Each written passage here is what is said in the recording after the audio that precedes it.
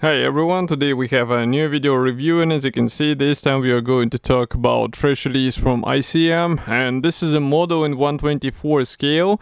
So it is quite interesting because it's a new tool release which copies Model A standard Phaeton soft top from 1930s.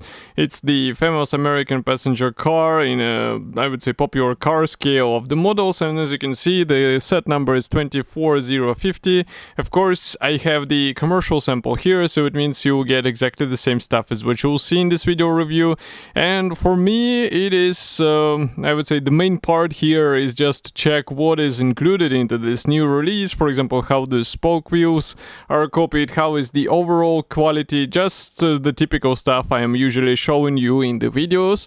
And well, the packaging, first of all, is standard for ICM. Here is comparison with my hand. It's not such a huge box, but still relatively large for 1/24 scale in my opinion, especially for a classic car.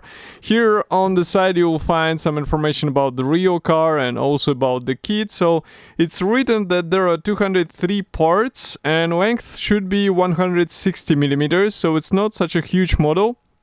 And well, you can imagine the size or dimensions of the finished vehicle. Here, by the way, we have the 3 suggested markings. Why I'm saying suggested? Because obviously this is a civil vehicle, so you are not limited with what is shown on these pictures, as long as you have the proper reference materials in form of the photos or maybe some videos.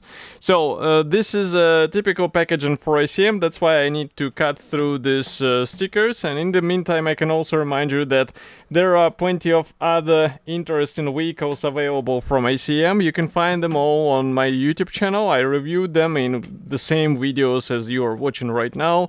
I mean, the same style, and I have to say that the recent novelties from ICM are quite nice, no matter which scale they are made in, so definitely worth checking in case you would like to explore this manufacturer and you haven't assembled anything from them before. So I have to open this soft color printed top section, and then we will continue with this thick cardboard box which actually houses all of the parts inside. They are packed into a plastic bag. Yes, it's only one plastic bag, and it's a resealable plastic bag, so it should be easy and quick to open. Just give me a moment. Straight away I see my favorite part. It's the vinyl tires, and as you can guess, I'm not such a huge fan of the vinyl tires. So here they are. They are packed into the same plastic bag, and I will just open them and show you one of them. There are 5 of them. I guess one is the spare, and all others should be used for the wheel. And what is funny is that all of them have the attachment points, which is rather unusual, I would say. So there are no features on the tire walls. If I bring it closer to the camera like this, you can see that they are just plain tires. At least the tire pattern looks more or less convincing. We don't have a typical seam in the middle, and here you can check the other side of the tire wall. So it's quite a large part, I would say. And as you can see, it is molded or casted without the plastic part, so obviously the wheel rim will be a separate part, which can be painted also separately and then just inserted into this rubber tire. Next, I'm opening another plastic bag. This one is dedicated to the clear sprue, and here we have a mix of various elements, so maybe I'll zoom in even closer. So here we have the windscreen, we also have the side wheels, we have the lenses for the headlamps and tail lights, and everything is molded in really nice quality, as you can see. So parts look clear and crisp, just like the real glass, I would say. But the only thing you need here is the masks. So I'm not sure if this kit will be featuring the masking templates. ICM started to include this feature into some of their kits, so maybe this release will not be an exclusion from the rule. But we are going to start with the first gray plastic sprue. So here I will zoom out first so that you can see what we will be talking about. So we have the interesting design, because usually in a classic vehicles from ICM, these two parts, these fenders, they were molded together with the chassis. As you can see here, they are separate, so they will have to be installed onto these chassis bars, which are molded separately. We also have the bonnet panels here, we have the engine parts here, and also some parts for the engine and gearbox. So I guess we can zoom in so that you can take a closer look at these parts.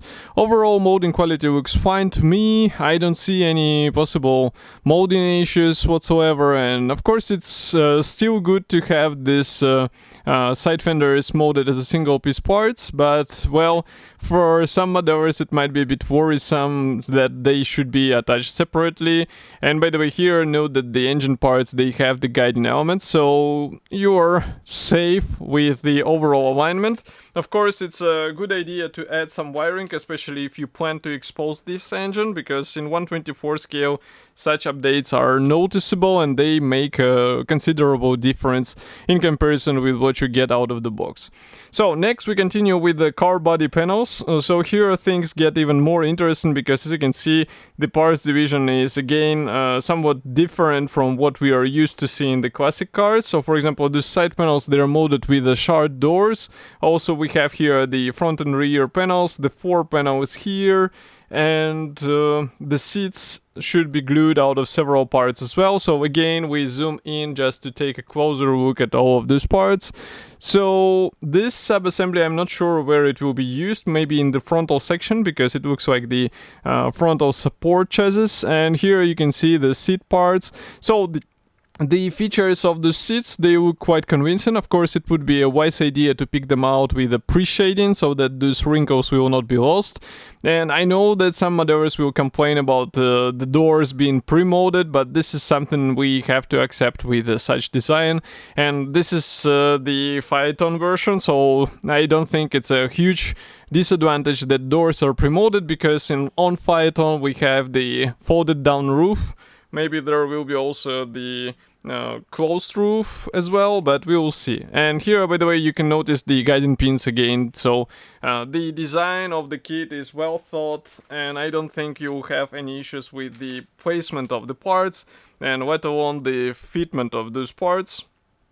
So what I found out now is that this firewall of the engine slightly broke out. It's not damaged, but due to the tight shipment, as you can see, this can happen, and maybe that's also thanks to our postal service. By the way, here you can see the engine bonnet panels, and note that the top one is molded as a single piece part, but maybe it will be possible to cut it in half, because that's what you need in order to depict the open bonnet. And also here you can see the suspension parts, you can see the drivetrain parts, and some of the exhaust parts as well. So again, it's worth zooming in and showing them a bit closer. So even those bonnet panels look fine. Of course, some modders might try and make those vents throughout, and it will take some time to scrape down the plastic, but maybe it's worth it, especially if you plan to add more features on the engine, because maybe then it will be visible through these vents. And by the way, here you can see the front headlamps mask.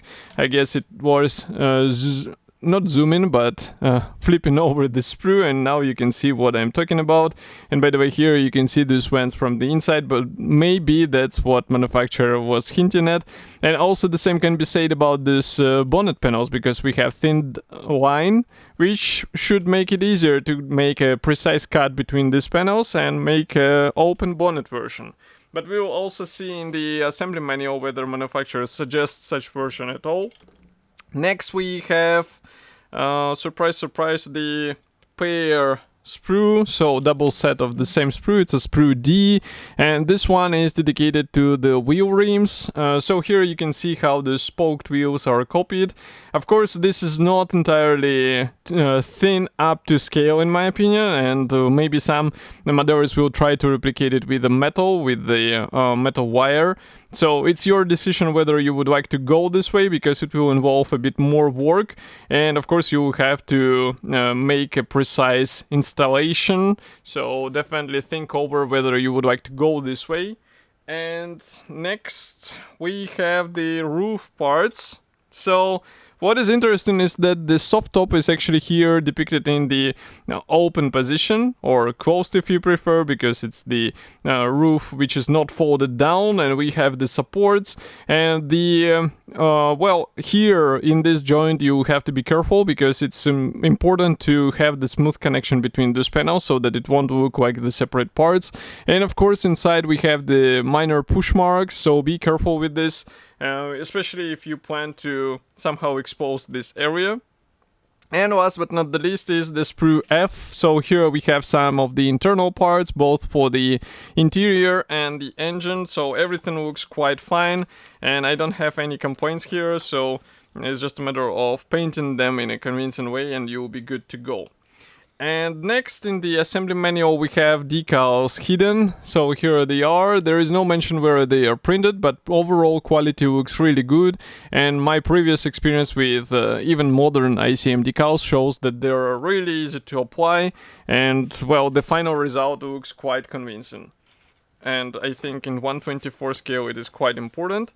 So here I have the assembly manual. I will close the lenses a bit so that you won't be blinded by the white color, and I will move the sticker aside.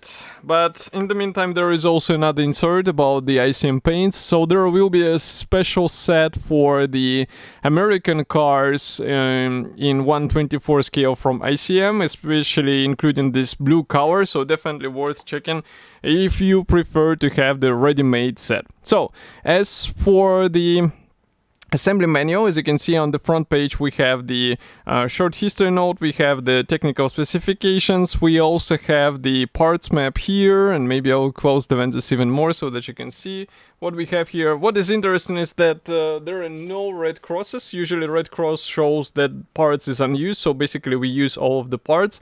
And assembly process starts for the chassis, so you have to combine the separate bars together, and only then you move to the engine.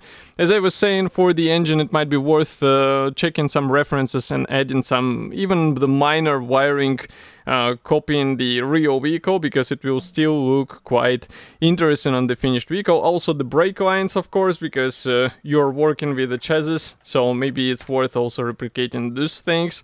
And as you can see, the suspension, the overall chassis construction is quite detailed for out-of-the-box version. Here we also have some assembly options, whether you would like to replicate this or that marking or type of the vehicle, so definitely pay attention to what you are trying to copy, because those are different types of the wheels. Next we continue with the side panels. So as you can see, they're actually installed onto this floor panel and then being installed onto the chassis. And then we continue again with some differences for the marking option, which is quite interesting because it actually gives you a chance to build different configurations of the vehicle. Next we continue with the bonnet panels. So for the bonnet, as far as you can see, we have the closed bonnet option only suggested. As you can see here, there is no mention that you can actually cut through it, but well, the thin down line is actually hinting at it really hard, I would say. Next we continue with more interior panels for the rear seats. We continue with the windscreen, also the headlamps, the rear bumper or fender, and then we continue with the roof. So as you can see, all of the supports are copied as they should be in the real vehicle. And here we finish the installation steps and install the roof onto the vehicle. And that's how the final result should look. In total, you have to perform 86 steps. And there is a masking template for the clear parts, which is really cool. It's a big like from me because, well, for the car vehicles, it's always tricky to get the nice paint finish. And here you have to copy the chrome finish.